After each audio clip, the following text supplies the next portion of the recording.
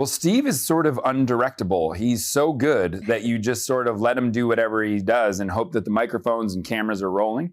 I don't know how much direction I gave him, but it was so much fun working with him. I will say I hadn't seen him in so long because of the pandemic. And when he came in, I was expecting just nonstop hilarity to ensue. And instead, he came over, put his hands on my shoulder, and gave the greatest brother speech of all time, where he said how proud he was of me. He said he loved the script, and he said he's been watching ever since The Office, the fact that I went on to start writing and directing. He said he was so moved by it and inspired by it, and then he was really proud of me and gave me a hug. So I started the thing weeping, and then we ended the day laughing as soon as he started doing Blue. But that man is special on every level. Ifs came, I created them all when I was writing the script. It started with Blue. I wrote the character of Blue for Steve. And as I was writing for Steve, I sort of imagined what that would look like with his voice. And then I did the same for Phoebe and for Louis. And then a bunch of the other ifs as we kept going. I'm a terrible artist, but I was sketching down all these little drawings and thinking of what we could do with them and who would play them. And every time I thought of who would play them, I tried to maneuver what they looked like because of that. But no, probably the two most special ifs are my daughter's imaginary friends. So one of my daughter's imaginary friends is the pink alligator named Allie. And I always love the stories of where everyone's imaginary friend comes from. So my daughter had this alligator living under her bed, still does. And I said, is that scary? And she said, no, she's there to eat any of the bad guys coming to get me. And I went, great, logical. And then my other daughter created the flaming marshmallow because she's a very empathetic person. And we were making s'mores one day and her marshmallow burst into flames and she was destroyed. And I said, oh, no, that's what he does. He lights himself on fire. He puts himself out. And she went, really? And I went, oh, yeah, it's just his thing. And she was like, great. And that became her imaginary friend. I was the biggest fan of Louis Gossett Jr.'s growing up.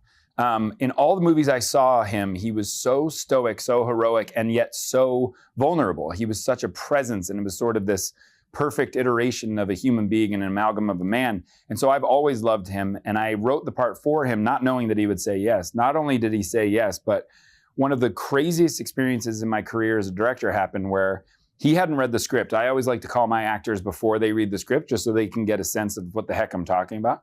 And we were talking and I said, so you'll be the head imaginary friend. I know this sounds crazy, but they live under Coney Island and blah, blah, blah. And he said, oh yeah, and the boardwalk. And I said, exactly.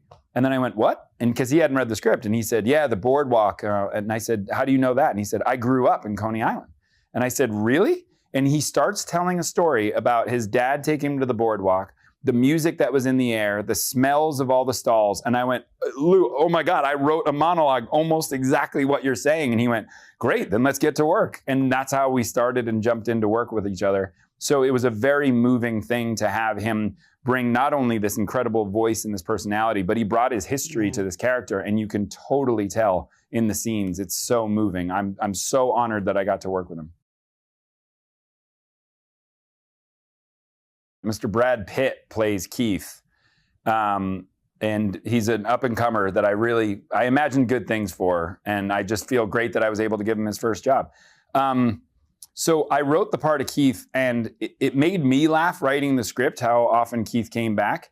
And then I will say, it was Ryan, you talk about your inner child, and you realize that directing Ryan in this movie was like directing Ryan's inner child. He got it immediately. I mean, I was saying this hallway won't be this hallway. It'll transform and it'll become this little girl's imagination. And then you're going to trip over this invisible if who's not really there. And he just went, okay. And that first take of him falling is the first take. And I've never seen a fall harder than that on camera. And he just committed to it. And when I saw that, I said, oh, I think Keith might be a fan favorite. So I reached out to Brad and I said, I know this sounds insane. I'm doing a movie about imaginary friends. We have a bunch of people doing it, but I would really like you to play this invisible if. And he said yes so fast. And he said, I would love to do it. The movie sounds great. And also putting good out into the world is the most important thing right now. So happy to be a part of it. It's amazing. First of all, Ryan is, I've been a fan of his forever. I remember watching Two Guys, a Girl, and a Pizza Place and thinking not only who is that, but what is that? Like, what kind of comedy is that? It was just so, I'd never seen it, still haven't seen anything like it since. And so I've been a big fan of his forever. I got lucky enough to be introduced to him and we became friendly a few years back and we talked about always working together. And I said, I kind of want to do something with imaginary friends. And he said, oh, that sounds fun. If you figure out what you want to do with it, just let me know. And then over the pandemic, I knew the imaginary friend world would feel like a good world to play in, but I didn't want it to just be silly. I wanted it to have an emotional undercurrent. And I'm sure you've heard, but during the pandemic, it was when I saw my daughter starting to play fewer and fewer imaginary games. Their light started to go out and they started asking big questions and they let the real world in. And I said, oh my God, this is the definition of growing up. This is what the movie should be about, that you don't ever have to choose between growing up and leaving your childhood behind. Bring your childhood with you through life. And so I pitched him that version, and I started to pitch him this version of, Kaylee's character and going through something. And he was so unbelievably kind about it. I think he says it was the fastest yes he's ever given in his career because. And then he said it wasn't even vocal. It wasn't a word. He just went, and that was his yes. And so I think being a dad of his kids and knowing my kids, he thought that this movie would be an important one to be a part of.